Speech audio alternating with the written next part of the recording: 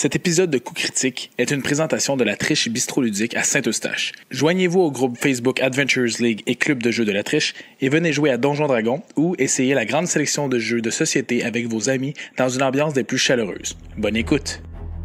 Épisode numéro 5, Baldur's Gate 3 et les livres de référence. Bienvenue à Coup Critique.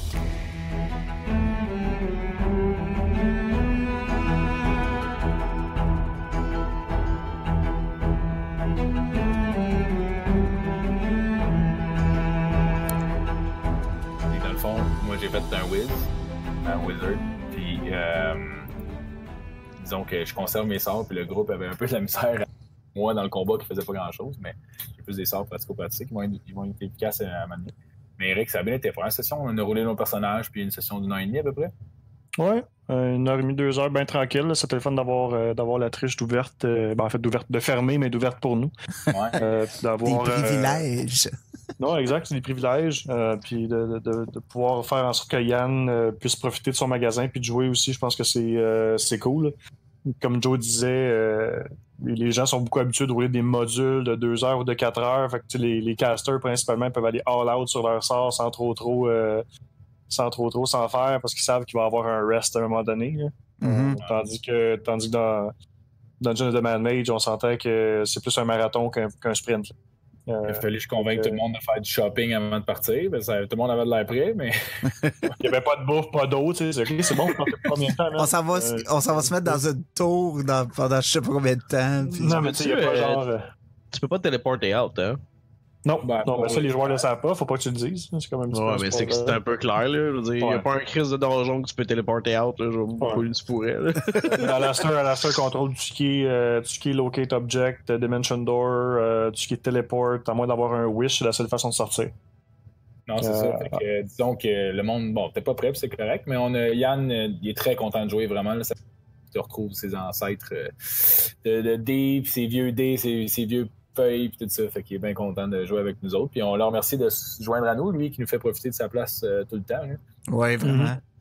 Écoutez, bienvenue tout le monde, Coup Critique, épisode 5, super content que vous soyez là, vous nous pognez alors qu'on est en train de jaser, les gars ont parti Dungeon of the Mad Mage avec le propriétaire de La Triche qui nous aide beaucoup justement avec le podcast en nous donnant l'hospitalité de cette joyeuse demeure où on a tellement de choix pour passer trop de temps à jouer à D&D. Puis, même pour jouer à des jeux la fin de semaine. Oui, c'est malade vraiment, allez voir ça si vous avez une chance. Cette semaine, ce qu'on va faire, c'est que on va sortir un petit peu de ce qui est jeu de rôle, mais en fait, il y a quand même un lien. Le 3 vient de se terminer au moment où on enregistre l'épisode. Et là, Mike saigne du nez. Parce que. Je saigne du nez, je saigne des oreilles, je saigne des yeux. Baldur's Gate 3 s'en vient. En fait, pourquoi on en parle, c'est que c'est une suite de jeux vidéo. C'est la suite, en fait, le troisième épisode, si on veut, d'une série de jeux qui tourne autour d'un univers qui prend son empreinte de Donjons Dragons. Et en tout cas, Mike a passé beaucoup d'heures là-dessus. Puis je pense que c'est lui qui va commencer à nous en parler aujourd'hui. Ah, non, de même à Fred. Ah, mais moi, ce jeu-là, là, j'ai joué, là, pour vrai, j'ai comme probablement là, autour de 500 heures sur chaque de jouer total. J'ai fait ce jeu-là. Le premier, là, j'ai dû le faire au moins 6 fois. Je l'ai fait de plein de façons différentes. Puis à chaque fois, j'ai eu du fun à refaire un différent thème. En tout cas, ce jeu-là, ce que j'aimais aussi, c'est qu'il est canon dans le fond. Là, ce jeu-là, il se passe vraiment dans l'histoire de D&D. Il est canonisé, puis l'histoire est comme officielle. C'est un piece de lore qui est super le fun de D&D. Les premiers se passent juste après le temps des troubles, puis tout incarne, dans le fond, un des fils de Baal quand il était sur Terre en tant que forme semi-humaine. Là, on s'entend que c'était des dieux quand même sur Terre. Mais lui, il a décidé que lui allait enfanter le plus d'enfants possible pour distribuer son essence un peu. Puis que s'il arrive de quelque chose, il serait peut-être capable de se reformer un peu. C'est un peu ça le plot du premier. Là. Puis même du deuxième, t'es spécial dans le sens que t'es le boss spawn, mais c'est le fun parce que tu peux créer n'importe quel personnage de D&D Puis dans les 2 premiers, c'est ce qu'ils comptent faire aussi avec celui qui s'en vient, le 3e, c'est-à-dire ils vont utiliser le rule set de D&D. Donc quand tu joues à Baldur's Gate, puis ceux qui l'ont pas, vous pouvez toujours encore jouer à ce jeu-là parce qu'il est ressorti ça fait 2 ou 3 ans, je pense, peut-être même plus en tout cas. 2014, ça fait déjà 5 ans. Ils ont ressorti les éditions Enhanced, donc ils vont fonctionner de façon widescreen sur vos écrans, c'est juste sur téléphone ou même sur tablette Android, puis ça joue très bien. Si vous n'avez pas fait, là, je vous conseille fortement de les jouer juste pour l'histoire. Puis ça a même très bien vieilli à cause du style graphique. C'est sûr que là, on s'entend, là, c'est des jeux qui sortent depuis de 98. Il ne faut pas s'attendre aux effets spéciaux, mais tous les sorts sont représentés. Moi, j'ai vraiment appris D&D avec ce jeu-là parce qu'en plus, dans Baldur's Gate, c'est ce que je voulais dire tantôt, en fait, tu vas voir les jets de dés puis des trucs qui se passent de côté mécanique dans une petite fenêtre en bas puis comme ils ont utilisé les règles de D&D, mais moi, la 2e édition, on s'entend que c'est pas précis exact comme le jeu de table. Là. Il faut qu'ils l'adaptent quand même, mais les bases, c'est un peu ça là que je les ai appris en jouant à ce jeu-là. Fait que je pense que c'est un peu pour ça que j'ai un faible pour ce jeu-là tant que ça. Puis tu peux explorer toutes les classes de D&D, faire le jeu de la façon que tu veux. Puis ce qui est le fun de ces jeux-là, c'est la liberté que l'histoire pouvait te laisser aller. Tu partais au début, là, mais tu n'étais vraiment pas obligé de suivre le fil narratif pour avancer dans l'histoire, pour faire des trucs, puis avoir du plaisir dans le jeu. Tu peux même le faire de façon totalement différente. Au début, j'avais fait un personnage qui était évidemment gentil, puis je suivais un peu l'histoire, mais je l'ai refait après avec un personnage totalement exécrable, là, qui était evil, puis je tuais du monde, puis j'avais fait un team de evil, puis j'avais un mage de thé dans mon team, j'avais une draw, j'avais une espèce de nain evil guerrier. C'était juste du monde qui était content quand je tuais des innocents. Une parenthèse au niveau des personnages disponibles, si tu me permets, Mike, puis ouais. Je le mentionne pour Philippe Génécan qui nous écoute. C'est pas possible de jouer un Warlock. Par contre, probablement que dans le prochain jeu qui va sortir, on va pouvoir jouer un Warlock parce qu'ils vont prendre les règles de la 5e édition. Ce qui m'amène au prochain point de parler du 5e, que je suis tellement excité parce que c'est aussi quel team qui font ce jeu-là. C'est la team qui ont fait Divinity Original Sins. Ouais. Original Sin, excusez. Puis 1 et 2, puis c'est un jeu, le premier, j'ai fait le complet avec toi, Eric, d'ailleurs. Oui, effectivement. Puis on a eu beaucoup de plaisir à y jouer parce que moi, je ressentais un feeling de jouer genre à D&D, justement, mais avec des options plus que le développement de jeux vidéo moderne peut permettre. Puis je pense que s'ils font une job aussi bonne qu'ils ont fait avec Divinity sur un jeu de Baldur's Gate, qui choisissent de faire ça en isométrique action RPG comme les anciens, c'est-à-dire que tu fais sur pause avec ton spacebar, puis tu places tes affaires, mais quand tu payes sur play, ça fait juste agir, ou qu'ils le fassent en tour par tour comme on fait avec Divinity.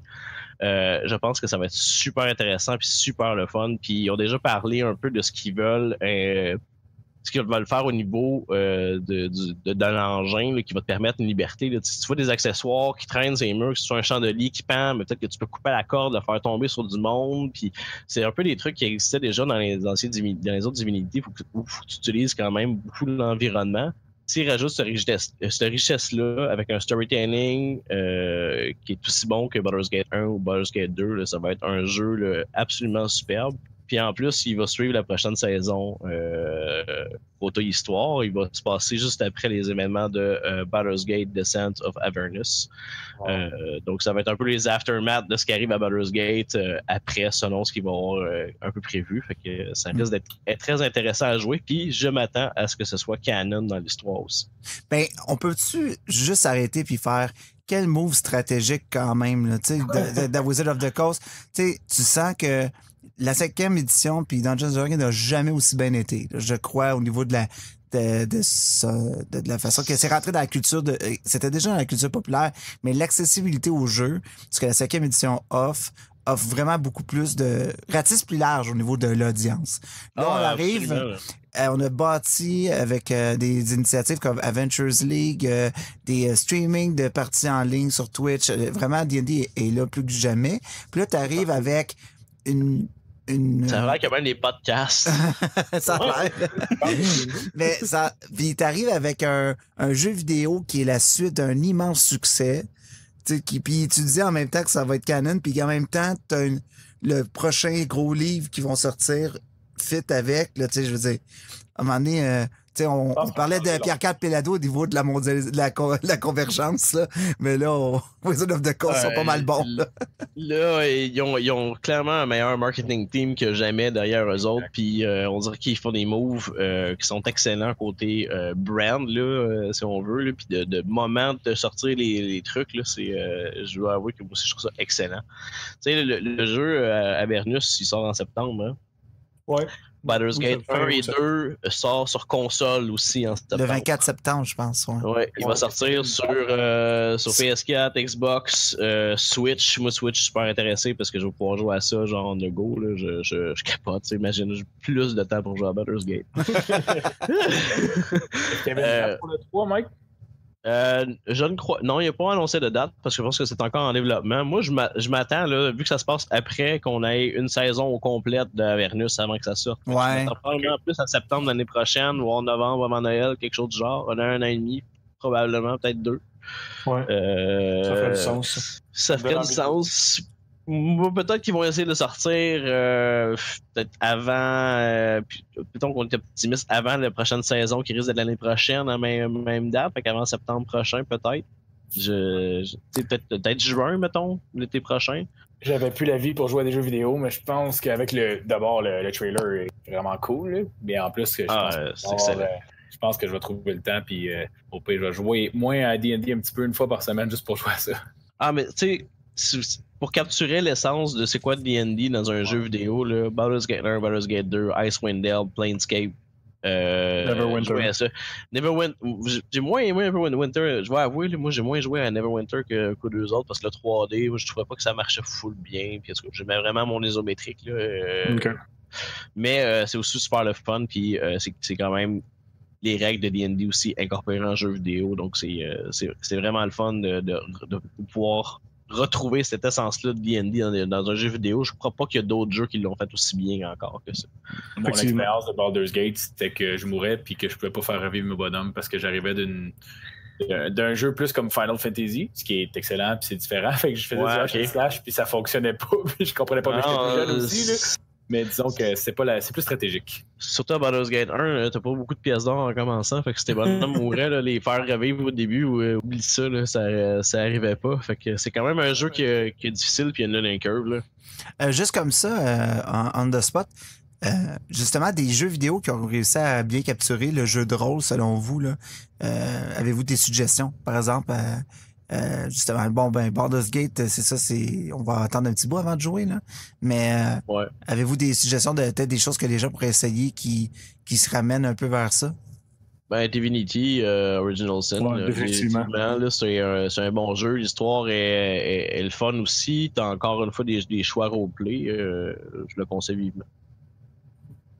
Moi, je suis encore abonné à Neverwinter Too Cool, MMORPG, qui est malheureusement, c'est rendu un pay-to-win. Par contre, ça suit l'histoire des saisons. Donc, c'est possible de faire Dungeon of the Mad Mage présentement. Curse of Strahd est disponible. Tombs of Annihilation pour aller dans la jungle de Scholz. C'est des choses que tu peux faire en montant de niveau. Puis, il y a des campaign settings aussi. Donc, tu peux commencer, si on veut, la saison. D'un exemple, Tomb of Annihilation, comme je viens de dire.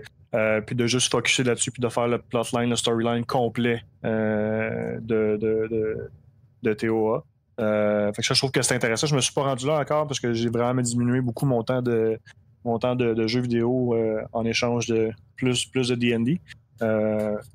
Donc, je joue moins, mais je sais que c'est encore beaucoup joué ce jeu-là, puis c'est gratuit. Moi, j'ai été un grand joueur de Warcraft. Pas du tout, mais j'ai joué à World of Warcraft beaucoup. Ça ne fait pas de moi un grand joueur. Puis, je sais que j'avais essayé, c'était un petit peu mon introduction. C'est pas du roleplay, vous allez me dire, mais il y avait des serveurs qui encourageaient plus le roleplay. Donc, j'avais essayé 1 ou 2 personnages là-dessus. Puis, je trouvais ça intéressant, mais bon, j'avais pas nécessairement cliqué. Puis, j'avais juste envie de battre des gros boss. Donc, j'étais pas vraiment resté. Mais je te dirais que l'expérience avait peut-être été semer une graine dans ma tête pour éventuellement faire beaucoup plus de roleplay au niveau de D&D. Moi, j'ai été longtemps un gros fan de Skyrim. Je pense que ça saisit quand même c'est bien certaines mécaniques de D&D. Je pense que les gars qui ont bâti la Elder Scrolls, il n'y avait pas le choix de s'appuyer sur quelque chose. Puis je pense que ça a été beaucoup Dungeons and Dragons. Puis il y a quand même une espèce de liberté de choix aussi que tu peux retrouver peut-être dans certains RPG. Puis même plus récemment, je trouve que, mettons, Zelda Breath of the Wild, il y a un petit côté, peut-être pas tant roleplay, mais plus au niveau de certaines mécaniques de jeu qui ont changé puis qui sont plus agréables. Par exemple, à magasiner des ressources de monstres pour créer des affaires, tout le système de nourriture, l'amélioration des armures. Il est vraiment complet ce jeu-là. Switch, moi, je suis attendre plus le podcast, je joue à Zelda, je pense. On a toute une Switch, mais on n'est aucun de nous sur nos friend lists. Moi, j'ai un Nintendo 64, pitié. ça compte-tu? Non. Tu viendras me parler quand tu auras du Switch, Joe. Ouais. Bon, OK. Hey, je pense qu'on a passé un bon petit 15 minutes à parler de Baldur's Gate. Es-tu content, Mike?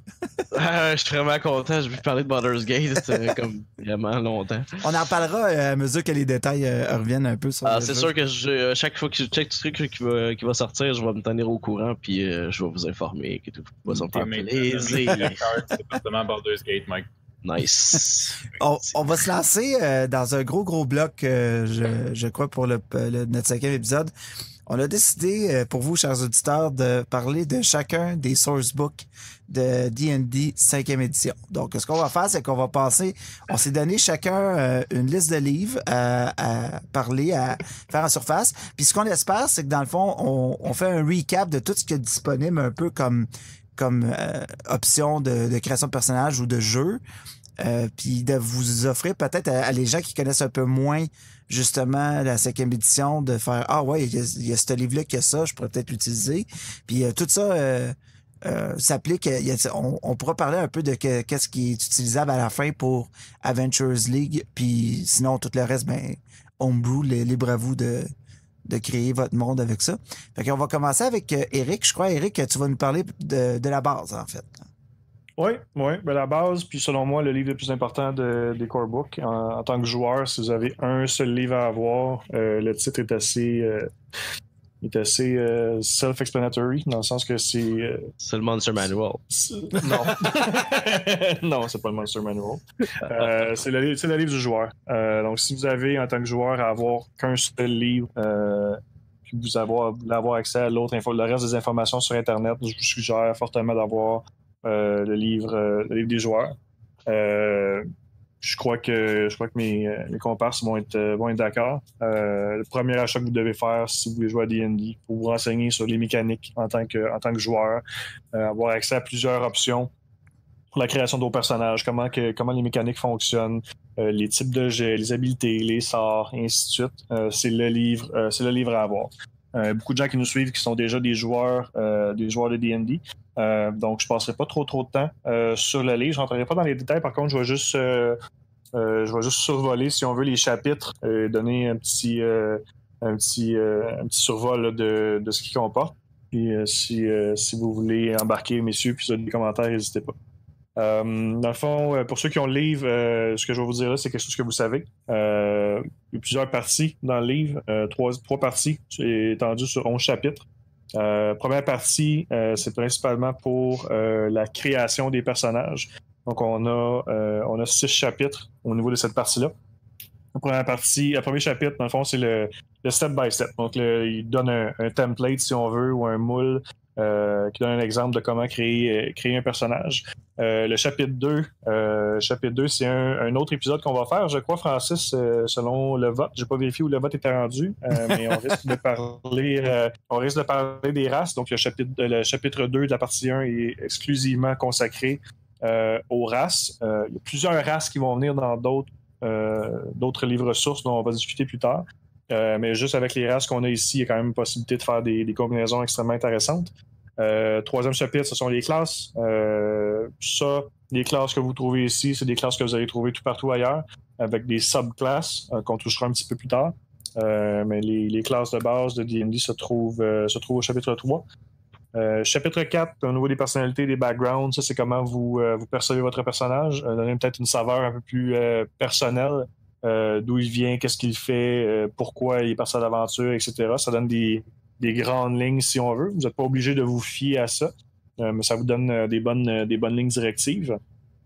Chapitre 5, on parlerait des équipements, donc tout ce que votre personnage possède, que ce soit armement, armure, moyens de transport, différents sacs, comment magasiner l'eau, comment magasiner la nourriture si vous partez à l'aventure, et encore plus que moyen de vraiment aller chercher des systèmes spécifiques, dépendamment des tâches que vous devez accomplir. Et le 6e chapitre et le dernier, c'est plus les options de customization, donc pour peaufiner peut-être encore plus votre personnage, principalement au niveau du multiclassing. Donc, comment utiliser 2 classes avec votre personnage, si ça vous intéresse. Il y a des règles extrêmement strictes à respecter. Dans ces cas-là, c'est expliqué au niveau du multiclassing. Il y a aussi les feats, qui sont des...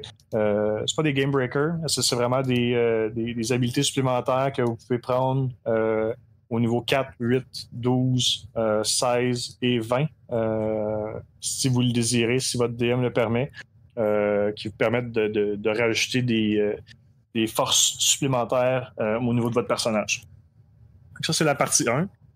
Partie 2, c'est beaucoup plus d'explications au niveau des jets d'habilité, les jets de sauvegarde, au niveau des proficiency bonus, il explique l'avantage, désavantage. En gros, c'est vraiment ce qui comporte tout ce qui tourne autour du D20 quand vous jouez. Quand le DM vous demande de faire un check, vous demande de faire un jet de sauvegarde avec avantage, désavantage. Tout ce chapitre, la partie 2, le chapitre 7 couvre cette portion-là. Chapitre 8, c'est plus au niveau de quand vous partez à l'aventure. Donc, c'est quelque chose dans Adventures League qu'on voit moins quand on fait des petits modules, parce que c'est des modules qui sont beaucoup plus rapides. Par contre, en homebrew, au niveau des hardcovers, quand vous partez à l'aventure pour 1 semaine, 2 semaines, 3 semaines, vous devez planifier la nourriture. Le mouvement est important aussi. Combien de temps que ça va prendre si j'utilise mes pauvres jambes ou bien si j'achète des chevaux pour tout le monde. Tout ça est expliqué au niveau du chapitre 8. Le chapitre 9, c'est le combat exclusivement. Donc, comment se déroule un combat, l'explication d'un round par rapport à un tour, combien de temps que ça dure en général, l'explication, un sort qui dure 1 minute, est-ce que ça dure un combat en entier, ou ils vont vous expliquer que c'est 10 rounds. Donc, tout ce qui est de la technicalité au niveau des combats, c'est expliqué dans le chapitre 9.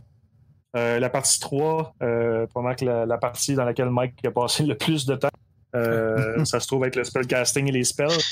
Comme c'est un fanatique des Wizards, c'est pour une section qui a consulté beaucoup.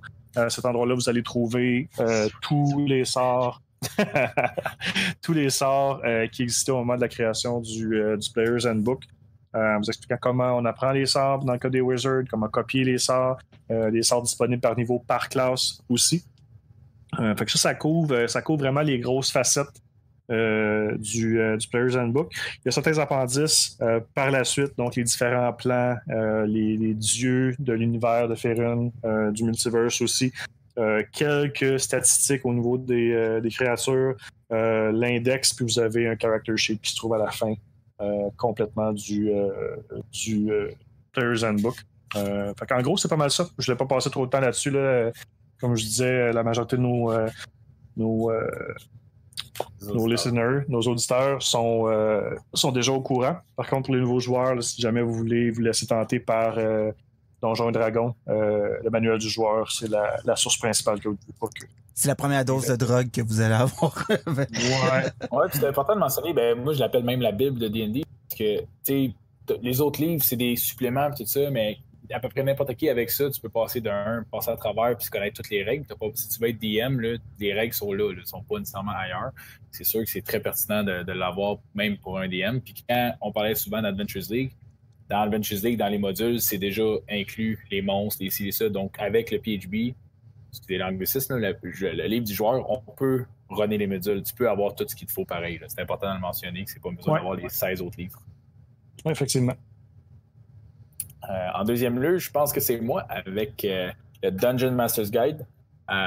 C'est un livre que personnellement j'aime beaucoup, mais c'est souvent pratique. Comme on dit, Adventures League va avoir déjà des infos dans le mode. moi, j'écris une histoire, donc j'ai besoin de créer différentes choses et de me baser, de me poser des questions. Puis ça, c'est vraiment un guide pour faire ça, en plus de donner des règlements ou des technicalités pour le DM. Donc, les joueurs n'ont pas nécessairement besoin de lire pour jouer au jeu, mais c'est beaucoup d'éléments qui viennent aider. La première partie, c'est vraiment la création de votre monde. Donc, si vous voulez autant, oui, faire une map, mais aussi te poser des questions, ils vous posent vraiment les bonnes questions au niveau de la politique, comment tu vas inclure ça, quelle sorte de ville ou de village ou de ci ou de ça. Je ne dis pas que c'est nécessairement dans cet ordre-là qu'il faut créer un monde. Des fois, il faut partir un petit peu plus petit, mais c'est vraiment les bonnes questions à se poser à ce niveau-là. Ensuite, on y va plus petit. Eux autres, ils parlent de création de quêtes. Donc, les NPC, les Non-Playing Characters, qu'on dit, qui sont des personnages que tu vas rencontrer. Il faut que tu les crées, de où ils viennent, pourquoi ils sont là, etc. Puis, créer des donjons puis des endroits à aller. C'est vraiment à plus petite échelle à ce moment-là. La troisième partie, c'est comment faire un lien avec les quêtes. C'est-à-dire que tes joueurs vont aller dans un donjon, OK? Puis ensuite, ils vont aller dans la ville. Mais le lien entre les deux, c'est quoi? C'est là qu'il y a soit de l'exploration, soit de la route, que Eric a mentionné aussi que combien de temps ça prend, tout ça, qui est marqué dans le PHB, mais également le downtime. Le downtime, c'est de l'activité que tu peux faire quand il y a du temps à perdre. C'est-à-dire que j'ai eu mes joueurs, des fois, sont allés en bateau. Si ça prend 10 jours, tu peux faire, OK, il arrive rien de spécial. Qu'est-ce que vous voulez faire sur le bateau pendant 10 jours? À ce moment-là, il y a des idées dans le DM's Guide, mais également des choses que les joueurs peuvent juste décider, ben moi, je vais pêcher. Bon, c'est correct, à ce moment-là, il n'y a pas de problème. Mais c'est beaucoup d'idées qu'il y a là-dedans que ça permet d'avoir des idées. Quatrième partie, les trésors, les artefacts, les items magiques. C'est là que le DM se régale à voir tout ce qui est possible de donner, puis qui décide s'il donne des belles choses ou des mauvaises choses, tout dépendant du style du DM. Personnellement, je suis assez généreux, mais en même temps, j'essaie aussi d'utiliser une section qu'on va voir plus loin là, qui permet de créer des items magiques.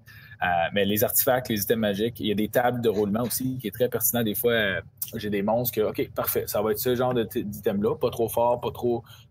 on parle de uncommon ou de rare, ça va être un des 10. Tu roules, puis c'est ça qu'ils trouvent. Comme ça a moins de casse-tête, tout ça. Puis tant pis, si tu trouves un arc et tu n'as pas d'archer, ben ça sera ça. Puis ça en est juste drôle. Des fois, c'est aléatoire, puis ça fait partie du jeu de rôle de toute façon, vu qu'on lance des dés. Partie 5, technique pour le DM, entre autres, gérer le combat, les explorations, l'interaction sociale, les expériences, les malédictions que ça peut apporter aux joueurs dans le futur. Dans le PHB, Eric en a parlé. Au niveau de l'exploration, tout ça, mais là, on rentre en détail. Donc, c'est possible de donner des idées au DM afin qu'ils puissent amener ça d'une manière un petit peu plus secrète ou quoi que ce soit, sans que les joueurs aient nécessairement lu toutes les techniques dans le PHB. Ma partie préférée, moi, c'est le Dungeon Masters Workshop, que ça s'appelle. C'est vraiment la partie où est-ce qu'il te montre comment créer des monstres, comment créer des spells, comment créer des items. Donc, moi, c'est la partie que j'utilise le plus. Des fois, ça sort de ma tête, mais également parce que c'est question de balancement.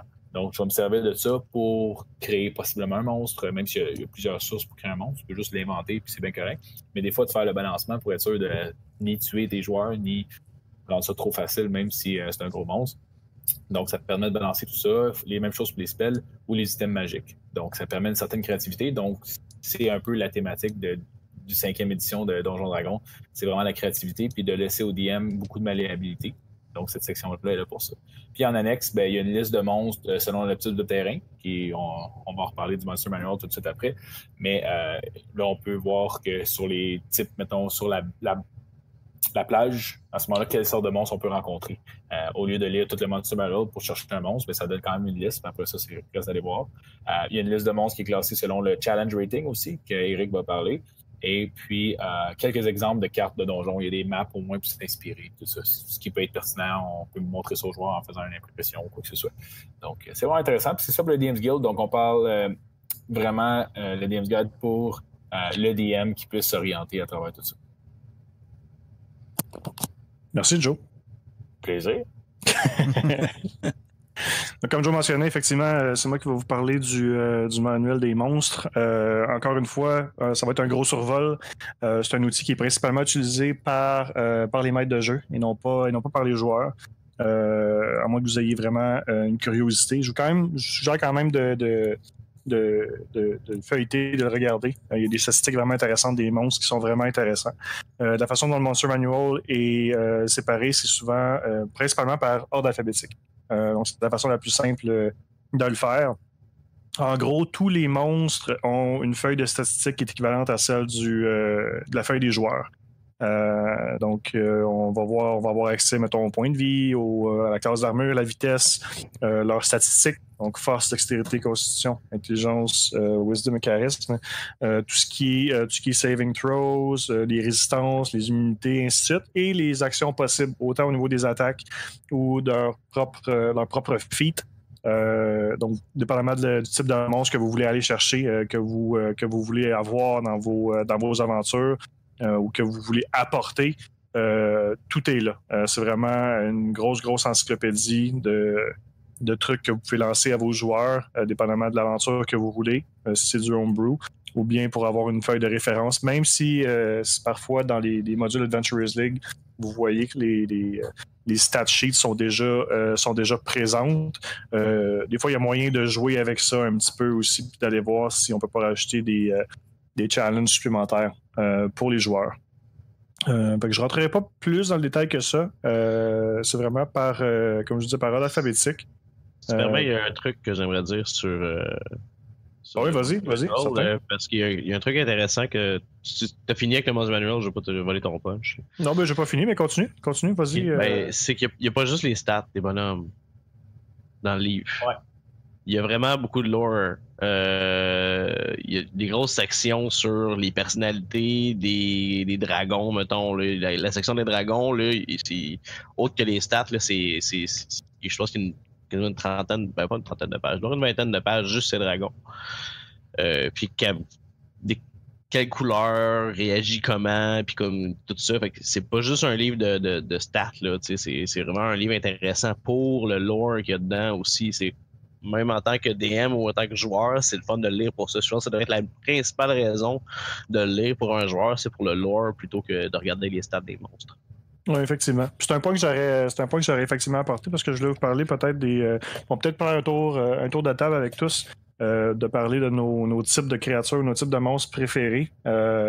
Je vais commencer, si vous le permettez, parce qu'avec la saison de Descent into Avernus qui s'en vient, moi, je vais vous dire, là, j'ai toujours été un fan fini de Diablo, donc le jeu de Blizzard.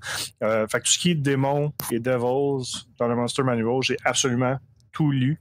Au niveau des Demon Lords, des Devil Lords, de leur nature, d'où ils viennent, comment ils s'entretuent pour des raisons complètement stupides.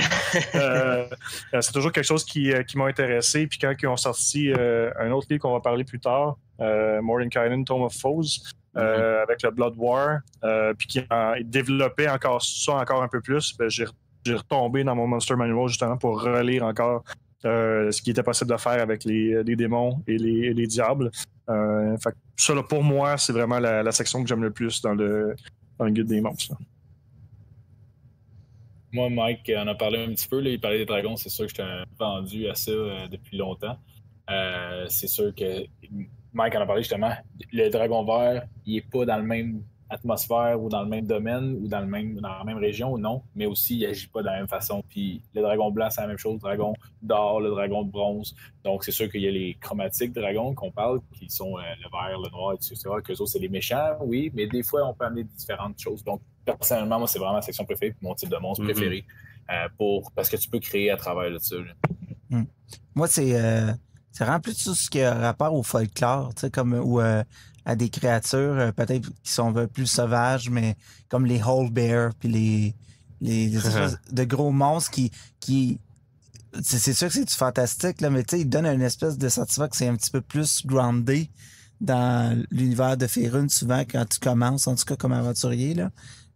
C'est iconique comme Bibit, le Whole Bear, c'est une de mes préférées aussi. Ouais. Puis visuellement, c'est des monstres qui sont intéressants, tu sais, avec plein de détails, les griffons, les manticores, les espèces de gros trucs qui se rapportent beaucoup plus à la mythologie qu'on connaît en dehors, là, tu sais, ça, c'est pas mal mes monstres préférés, moi. Toi, Mike? Les autres que vous avez nommés sont très bien, mais moi j'ai vraiment aimé la section sur les Beholders dans le Monster Manual. Elle est vraiment intéressante à lire sur comment ça fonctionne un Beholder, comment ça se reproduit. Parce que c'est dans le livre, c'est ça qui est le fun. Tu sais, Ouais, c'est fantastique. c'est comment ça pense pour que quand tu viens pour les incarner en tant que DM, t'as une bonne idée de qu'est-ce que tu dois faire puis comment pour le livrer à tes joueurs d'une façon qui est quand même assez réelle. C'est vraiment le fun. Fait que je te dirais que les Beholders, c'est devenu un de mes favorites après avoir relu le Monster Manual de 5e édition. Pas plus tard que tantôt, j'en parlais avec Eric justement qu'il y a des monstres, bon, tu sais, le Owl Bear, pas full d'intelligence, seulement les bêtes, tout ça, ça joue d'une façon. Mais quand on arrive avec des monstres qui ont de l'intelligence, oh my god. La job du DM, de un, je considère que si on y va là, pour montrer au monde, là, une intelligence de 10, c'est comme un humain normal. Mettons qu'on y va avec ça. Quand tu as un monstre qui a une intelligence de 18, puis il faut que tu le joues. Moi, je me mets beaucoup de pression à essayer de faire les meilleurs moves possibles, calculés. Fait que c'est pas toujours facile, mais on en parlait tantôt justement que faut que tu te mettes dans sa peau. Fait que ces textes-là que tu parles, Mike, ça vient aider énormément là, pour absolument. mieux comprendre. Surtout avec les créatures de haut niveau que tu veux livrer de la bonne façon, justement, de commencer iconique, là, parce que c'est quand même intéressant de jouer ces personnages-là comme il faut. Là. Je me rappelle quand j'ai joué à Serarak pour la game de TOA, j'ai quand même eu beaucoup de plaisir, ce combat-là, en tant que DM, à jouer fair, là, mais j'ai réussi à mettre à terre un groupe de niveau 14 sans trop de difficulté. Là. Si j'aurais continué, ça aurait vraiment qu'il aurait perdu, là, mais je commençais à avoir vraiment le dessus sur tout le monde. Ouais, c'est ça qui est le fun. Puis c'est ça, à part de captiver l'audience, c'est vraiment ça, moi, que j'adore le plus, c'est essayer d'avoir un personnage, un monstre. Ça, des fois, c'est pas un monstre monstrueux nécessairement, là, ça peut être un humain, mais de se mettre à sa place puis de livrer la marchandise, comme tu as dit. Là, je pense, moi, c'est mon moment préféré, là, d'essayer de jouer ce monstre-là de la façon la plus groundée possible. Bien d'accord. Vous aimez ce que vous entendez? Visitez coupcritique.ca, un site web consacré uniquement aux jeux de rôle. Nous créons des articles sur les nouveautés et des critiques sur différents produits consacrés aux jeux de rôle. Pour nous aider à pousser le podcast et nos capsules de vidéos plus loin, visitez le Patreon de Coup Critique à patreon.com/coupcritique. Là, on va continuer avec pas mal plus ce qui a rapport aux extensions, en fait, de la 5e édition. Donc, on vient de parler des 3 core books, puis depuis... en fait, les 3 core books sont sortis en 2014 pour la 5e édition. On est en 2019. Il y a eu plusieurs ouvrages en dehors des modules, les aventures. Beaucoup d'ouvrages qui sont sortis avec des options, beaucoup plus d'informations sur les légendes et l'histoire de Faerûn ou de d'autres mondes, en fait, puis qui nous permettent de construire des personnages qui peuvent peut-être refléter un peu plus ce qu'on veut nous créer, en fait, comme aventuriers. Le premier livre, en fait, qui est sorti dans cette série-là, il s'appelle Sword Coast Adventures Guide. Donc, le livre est consacré à toute le Sword Coast, qu'on appelle une région de Faerûn, la côte de l'épée, en français. Et dans le fond, le livre est vraiment divisé à plusieurs sections, dont la première partie est vraiment consacrée à l'histoire de cette région-là, comment la magie est abordée, les types de religions qu'on peut trouver, les dieux qui sont dans Faerûn en général, mais qu'on a peut-être plus de chances d'entendre parler, en fait, quand on est dans cette région-là. Ensuite, il y a tout le côté très politique aussi. On va aborder comment toute cette région-là fonctionne au niveau de la politique, des lois. Ensuite, on a les différentes sections qui sont dans le Sword Coast, en fait. On va parler même des factions qui peuplent les espèces de groupes qui s'identifient à certaines valeurs et qui vont régir un peu Faerûn à leur manière. Et là où ça devient intéressant, c'est qu'il y a toutes les options justement pour la création de personnages qui rentrent en compte. On va expliquer d'abord en Sword Coast comment chacune des classes, des races et des classes qu'on connaît cohabitent ensemble dans cet univers qui est la côte de l'épée. Et on permet d'ajouter justement certaines variantes à certaines races qui peuvent être très intéressantes pour vous. Je pense qu'on a beaucoup par exemple, de sous-classes d'elfes, de half-elfes aussi, de nains, de halflings aussi qui sont disponibles. Et aussi de tieflings. Je pense que j'ai fait le tour au niveau des races. Au niveau des classes, il y a beaucoup... il y a pas tant de subclasses, en fait. C'est plus au niveau peut-être de justement comment on l'interprète certains... les rôles, mettons, que ces gens-là ont dans la société. Si t'es un barbare, mais peut-être de où tu viens comme barbare sur la cour de l'épée, par exemple. Ensuite, on a les backgrounds. En fait, ça, c'est ce qui permet de pimenter un peu le savoir de votre personnage. Le Sword Coast en offre beaucoup. Et moi, une des choses que j'aime le plus en créant beaucoup de personnages, je me suis rendu compte, c'est les sorts aussi qui sont dans Sword Coast Adventures Guide. Il y a beaucoup de cantrips qui sont de Sword Coast Adventures Guide qui sont vraiment très intéressants, je crois. Qu'on soit un Warlock, un Wizard ou un Sorcerer, il y a vraiment des beaux sorts là-dedans qui peuvent être vraiment pratiques. Des sorts aussi beaucoup plus offensifs, j'ai l'impression. C'est plus des sorts pour des guerriers mages un peu là, qui vont être bien fités. Parce que les autres, il me semble que les autres qui sont dedans sont aussi référencés dans Xanatar. Si je me trompe pas, je pense qu'il y a quelques sorts qui se retrouvent dans les 2 livres. Ouais. Puis ça fait un peu le tour de Sword Coast Adventures Guide. Je vous conseille fortement si vous, par exemple, vous jouez à Adventures League en ce moment. La Côte de l'Épée est largement exploitée. Si par exemple vous sortez de Lost Mines of Hellnever, vous avez acheté le Starter Set, là, puis là vous voulez en apprendre plus sur cette région-là, je pense que c'est un livre qui est vraiment intéressant pour ça. C'est le livre avec le plus d'informations jusqu'à date sur le monde de Faerûn en tant que tel. C'est de la lecture, c'est super intéressant. Sur les gens, vous allez apprendre quel genre d'humains il y a dans le sud, quel genre d'humains il y a dans le nord, c'est quoi les villes principales, c'est quoi un peu leur commerce, qu'est-ce qui se passe là. C'est vraiment un livre de lore avant tout, là. Il y a même des maps des plus grandes villes de cette région-là, comme Waterdeep, Neverwinter.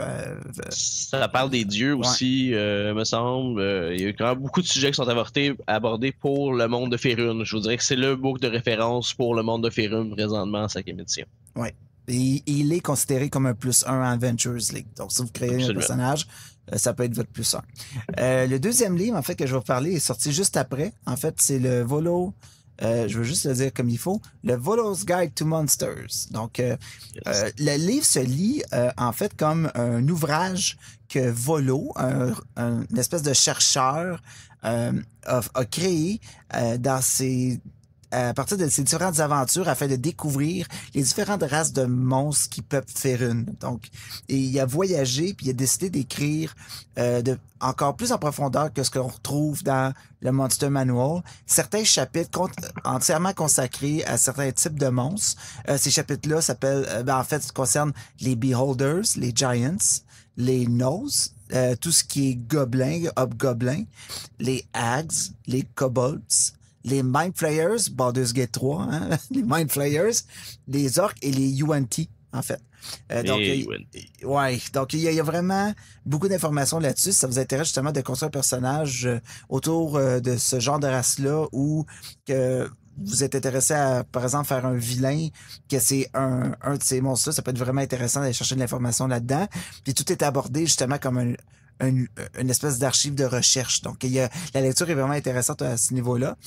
Parenthèse à ce sujet-là. Tu sais, les Volo's Guide, là, c'est pas le premier Volo's Guide que Wizard y publie. Il y en existe aussi un en 2e édition, je pense en 3e édition aussi. Ils sont tous écrits dans ce format-là, fait que c'est quand même assez le fun qu'il a gardé ce format-là, genre jamais que c'est vraiment le Volo qui écrit. Là. Ils l'ont encore mieux fait, je trouve, en 5e édition, mais les autres sont un peu écrits comme de cette façon-là aussi, fait que c'est qui est le fun. Ouais, puis c'est drôle parce que la préface du livre, c'est Volo qui explique que écoutez, si vous avez aimé mon livre, n'hésitez pas à en parler puis de dire aux gens que vous connaissez pour que je sois capable d'en écrire un autre prochainement. Très narratif. Il y a vraiment comme un truc vraiment intéressant puis loufoque un peu aussi là-dedans. Puis Volo se retrouve dans Waterdeep, je pense, Waterdeep Dragon Ice. Je l'ai rencontré à la partie de Eric. J'ai joué, moi. C'était vraiment cool de voir Volo en personnage. Eric chaussures à mettre. Mais on a rencontré Volo. C'est sûr que j'aurais discuté avec lui plusieurs heures de ses monstres, mais c'était pas ça le but de l'aventure. Mais je te dirais que c'était vraiment le fun de le rencontrer. Ils l'ont parsemé un peu partout parce qu'il est même dans Tomb of Annihilation. OK. Tu peux l'intégrer, là, qui se promène dans la ville. Fait que, je pense qu'ils vont le mettre un peu partout. Ils aiment ça parsemer, ce personnage-là, dans leur aventure. Puis moi, je trouve que c'est un comic relief. C'est le Stanley de D&D. Autre chose dans Volo's Guide, en fait, c'est ça offre beaucoup d'options consacrées principalement, mais en fait uniquement aux races de personnages. Donc, ça vous offre plusieurs nouvelles races, en fait, que vous pouvez utiliser, qui ont certains attributs qui peuvent être vraiment intéressants pour une quête. On parle du Aasimar, qui est en fait une espèce d'ange caché, si on veut, là. Un Furbog, qui sont des espèces de créatures un peu plus forêt, montagneuses, d'excellents druides, par ailleurs. Les Goliaths, des barbares nés, là, des espèces de guerriers sanguinaires. Les Kenku, qui sont des espèces de corneilles moitié humaines qui sont pas capables de parler, qui utilisent juste le don de pouvoir recréer des sons pour communiquer. Super le fun à roleplayer, ça, je pense. Les Lizard Folk, qui sont en fait les hommes lézards, en fait, qui peuvent un peu faire un peu partout. Les tabaxis, qui sont des hommes chats, des femmes chats, et les tritons, qui sont des habitants du fond des mers, sous l'océan. Mais donc, c'est des races, en fait, qui sont jouables, et ces races-là ont aussi des sous-classes que vous pouvez découvrir dans Volo's Guide. Et ce que je trouve vraiment intéressant d'avoir créé ce genre d'ouvrage-là, c'est aussi que on offre la possibilité à des joueurs de jouer autre chose que les races standards un peu plus connues de Dungeons & Dragons, puis peut-être de se mettre dans la peau d'une personne qui est justement peut-être plus persécutée déjà au départ à cause de son origine, mais de pouvoir lui donner peut-être des lettres de noblesse en devenant un aventurier. Il y a une espèce de revirement qui est intéressant là-dedans, puis toutes les informations sont là pour jouer ces races-là, pour bien les interpréter. Puis au niveau du grand guide des monstres du Volo, qui est précisément les ouvrages, il y a beaucoup d'ajouts de nouveaux monstres, aussi certaines variantes, comme par exemple tu parlais de Tomb of Annihilation, mais il y a comme vraiment un gros chapitre sur les dinosaures. Ouais. Comme justement un brontosaure, c'est quoi ces specs? Ben, vous les avez dans Volo's Guide. Il y a tout aussi une liste de monstres. Je pense qu'on compte au-dessus d'une centaine de monstres de plus là-dedans. Ce qui est intéressant de ces monstres-là, c'est qu'ils sont, aussi plus haut niveau. Donc, si vous jouez des parties, puis mettons, vous jouez dans un livre de campagne, puis là, vos joueurs ils commencent à avoir un petit peu over-level leur niveau supposé, ce qui est arrivé dans ma campagne de TOE. Les joueurs étaient rendus niveau 13 quand le module est fait jusqu'au niveau 11. Tu sais, fait que j'avais un petit peu misère à les challenger avec ce qui était déjà écrit.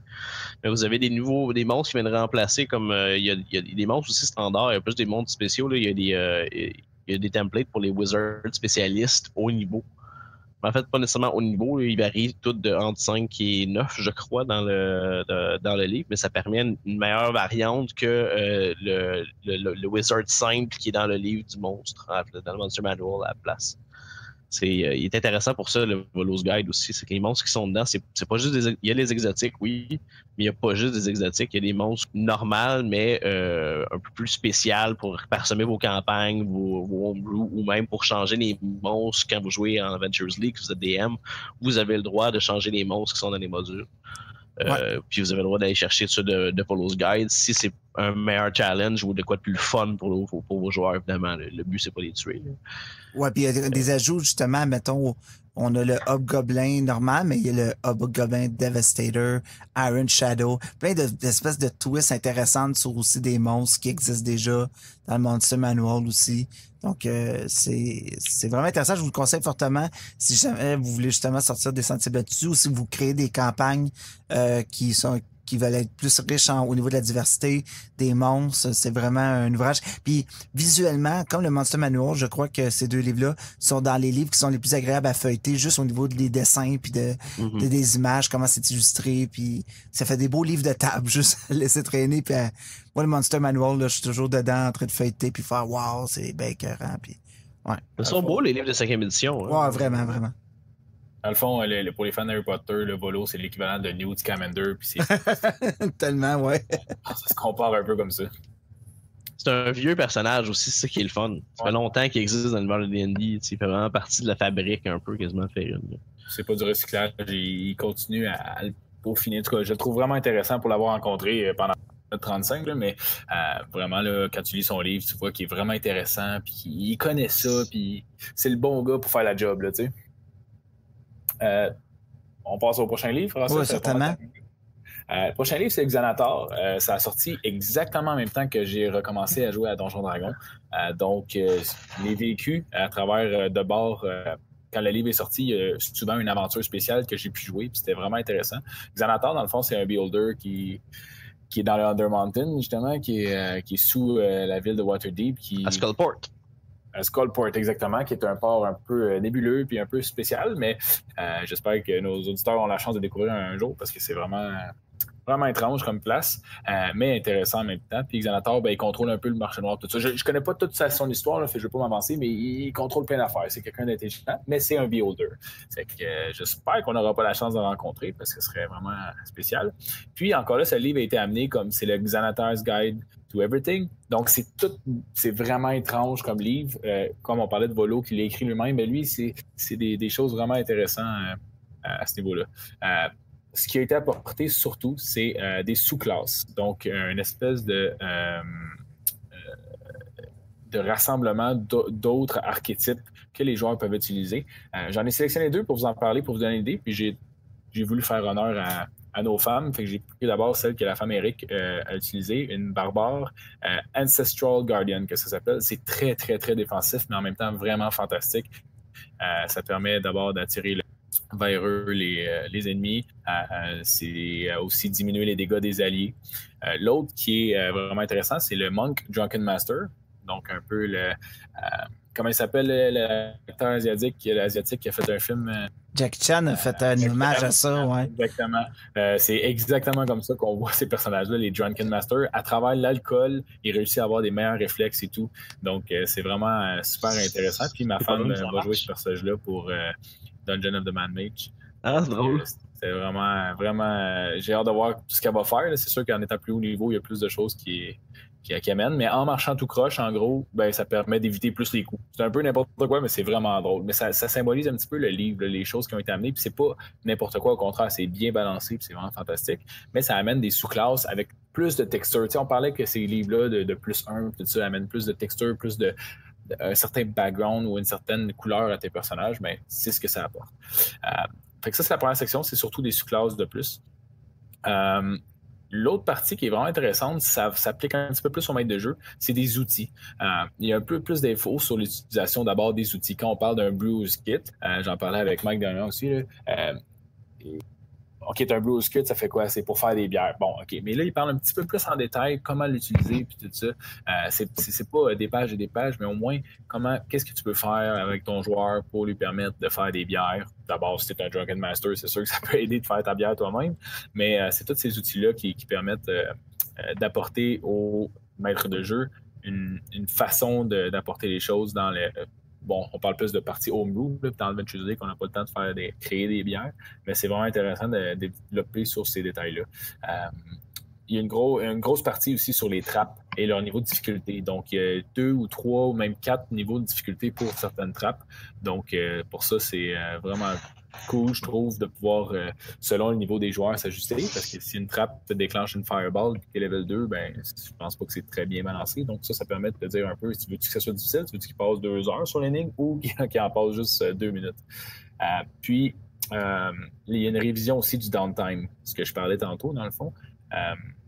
Le downtime, il va être utilisé à différentes choses. Donc, ils ont amené différentes idées à ce niveau-là. C'était vraiment intéressant pour les diverses activités qu'un personnage pourrait faire quand il y a un temps mort. Et bien mécanique.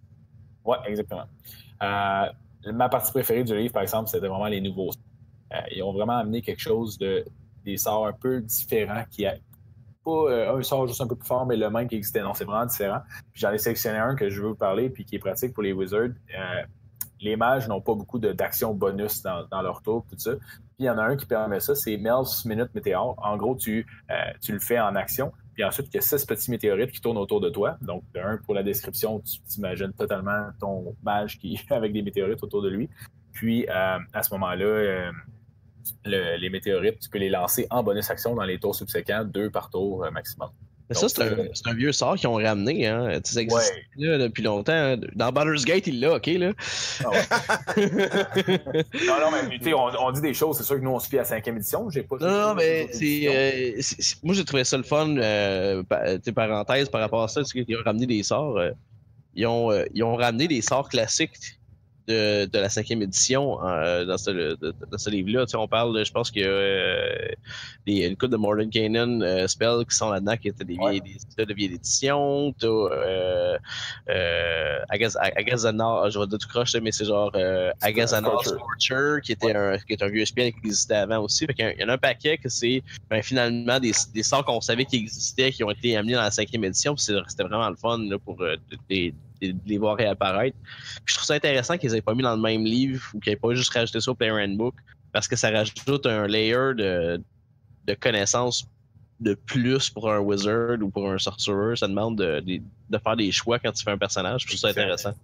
C'est parce que, bon, peu importe tu joues avec quel personnage, tu vas toujours avoir des choix à faire autant dans la partie que pour la création de ton personnage. Puis les choix de sorts, dans le fond, le choix des sorts, c'est vraiment important pour le mage parce que après ça va te suivre tout le temps. Puis c'est ça qui va faire t'es quel type de mage, dans le fond. Fait que Mel's Minute Météore, moi, c'est un de mes préférés. Là, c'est belle fun. Tu peux l'avoir, je pense que c'est level 2 ou 3. Donc, c'est vraiment le fun pour ça. Fait que ça conclut pas mal avec Xanator qui amène une dynamique un peu plus loufoque aussi pour avoir fait de l'aventure, mais de la manière dont c'est écrit, je pense que ça amène quelque chose de vraiment intéressant, mais c'est plus technique. Volos Guide est un petit peu plus de lore plus sur les monstres. Ben, moi, je vais vous parler de Mordenkainen Storm of Foes, en fait, qui est un livre que j'apprends de plus en plus à aimer. Je pense que c'est mon cover préféré. C'est encore une fois un personnage classique, écrit par un personnage classique de D&D qui est Mordenkainen. Et pour ceux qui ne savaient pas, Mordenkainen, c'est un des premiers personnages de D&D qui jouait avec Gary Gygax dans sa campagne de Greyhawk à l'origine. Donc ça date d'être vraiment loin, c'est aussi ce nom-là. Et ce sorcier-là, ce personnage-là. C'est très intéressant que ce soit écrit à la première personne, comme c'est lui qui a expérimenté ça, parce que c'est un sorcier tellement puissant qu'il a tout vu ces affaires-là. Il a des connaissances vraiment poussé sur le lore. Et ce qui est intéressant de ce livre-là, c'est que c'est surtout un livre de lore. Il n'y a pas vraiment de... il y a des trucs de race, quelques-unes, mais c'est vraiment, attendez-vous avec un gros livre pour vous faire des personnages différents. Sauf exception de une nouvelle race que je vais venir tantôt. Mais le 3/4 du livre, c'est vraiment un livre de lore sur... le premier chapitre, ça porte sur le Blood War, qui est la guerre entre les démons et les diables dans les enfers. Il y a des grandes lignes qui sont super intéressantes à lire, surtout avec la prochaine campagne qui s'en vient, qui est Baldur's Gate Avernus, qui va vraiment avoir rapport avec cette guerre-là, puis les niveaux des enfers. Il y a probablement des indices là-dedans de ce qui s'en vient dans Baldur's Gate Avernus. Moi, je vais faire une autre lecture de ces quoi, il y a 30 pages juste pour cette section-là, donc c'est quand même beaucoup. Ensuite, ça parle des elfes... mais pas en tant que de race sur une j'allais dire planète, mais sur un univers en particulier de D&D, parce que c'est aussi un des sujets du livre, c'est que c'est pas écrit, c'est pas un livre de référence pour Faerûn spécifiquement ou les Forgotten Realms. C'est un livre vraiment sur D&D vu quasiment là, scientifiquement externe. Mettons le chapitre sur la Blood War, ben, les layers des enfers, c'est, si je ne me trompe pas, c'est les mêmes sur tous les univers. Donc, ça a rapport à tous les univers de D&D qui sont dans l'espèce de 9 constellations de planètes là, qui forment les univers de D&D. Il me semble que c'est 9 en tout cas. À moins que je me trompe. Là. Mais bref, ça a rapport à tous les univers. Donc, c'est vraiment pas un livre juste pour faire une en tant que tel. Donc, le deuxième chapitre parle des elfes, mais on parle des elfes, l'origine, comment la race a été créée, comment ils sont divisés, comment ça se fait qu'il y a des drows, comment ça se fait qu'il y a des drows. je me suis fait corriger quand j'étais jeune à dire Drow, puis c'était pas vrai. C'était Drow, puis là, j'ai de la misère à le dire comme il faut. Ouais, en tout cas, bref. Il y a quelques subraces de d'elfes que vous pouvez choisir, dont les Shadarkai et d'autres elfes qui sont spécifiquement comme les elfes des mers ou tout ça. C'est intéressant là-dessus, mais ça parle vraiment de la création des elfes, leur vision de la vie en général, puis comment ils se trouvent à aller choisir de la vie d'aventurier à l'occasion. L'autre chapitre, après, c'est sur les nains, mais en particulier sur les nains des profondeurs, donc les Dugong, qui se trouvent même place que les Drow, dans le fond. Hein, les Drow, les Drow dans le Underdark, qui sont des nains, c'est des nains evil. Leur mentalité est plutôt evil, et donc il y a les règles pour se faire un nain des profondeurs qui sont. Je pense qu'il y avait déjà sorti un set de règles avant pour les refaire, mais ça, c'est vraiment la version mise à jour de ce set-là pour que ce soit plus officiel.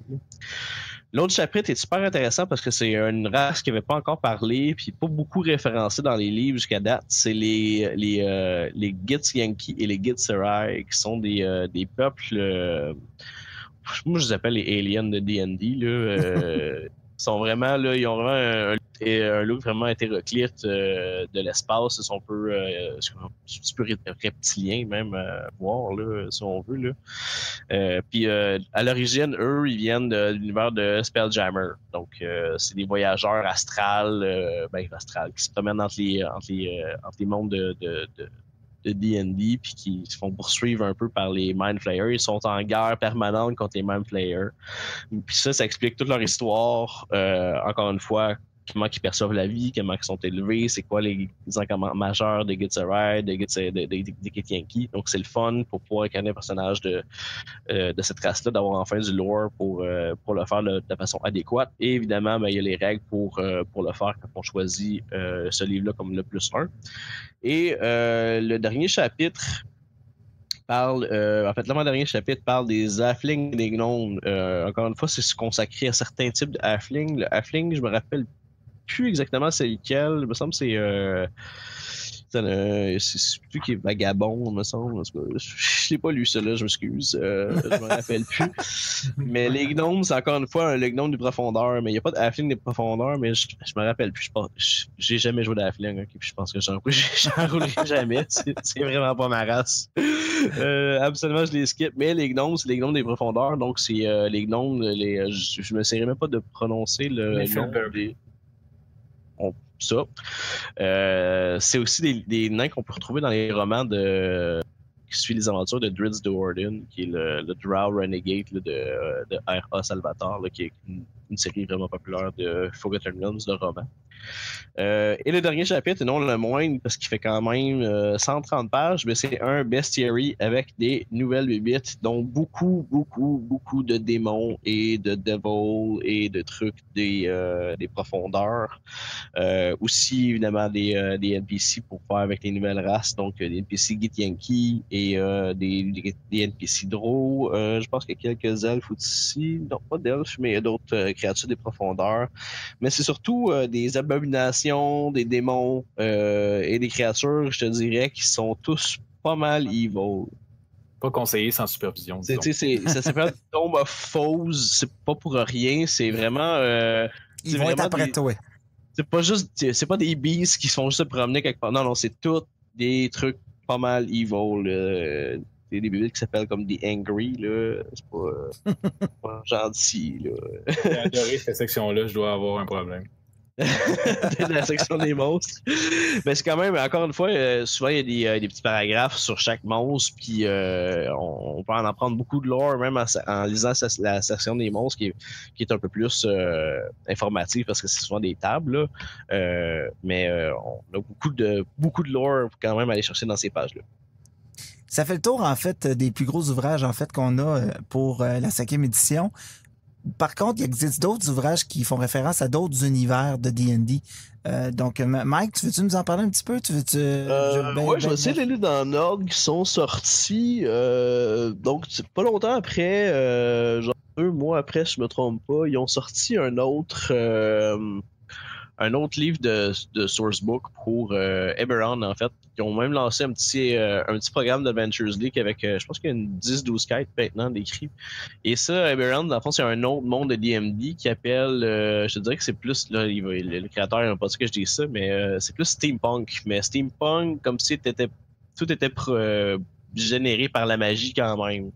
Donc c'est plus industriel, les factions, je dirais que la moralité là, dans ce jeu-là, c'est vraiment les zones de gris, parce que qu'est-ce qui est bon pour un est vraiment pas bon pour un autre. C'est comme tu penses que tu fais une bonne action, mais tu viens en fait de nuire à un autre groupe qui sont aussi bons. En fait, là. C'est un peu ça les thèmes. Là. C'est plus ce qu'ils appellent pulpe noir, un peu comme univers.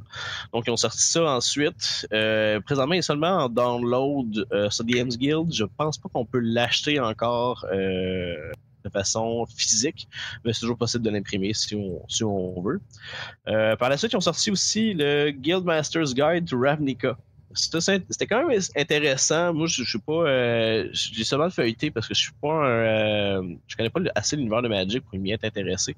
Donc, c'est exactement ça, en fait. Le Ravnica's Guide de Ravnica, c'est ce qui vient, dans le fond, tie-in D&D avec l'univers de Magic. Donc, c'est du lore et je crois des règles aussi pour jouer avec les règles de D&D 5e édition dans l'univers simplement de Magic de Ravnica, qui est, je crois, une des expansions qui était sortie. Je crois qu'ils vont continuer à sortir certains de ces livres-là, peut-être plus en format PDF que physique, mais pour quand même tie-in leur jeu de Magic avec D&D. C'est quand même intéressant.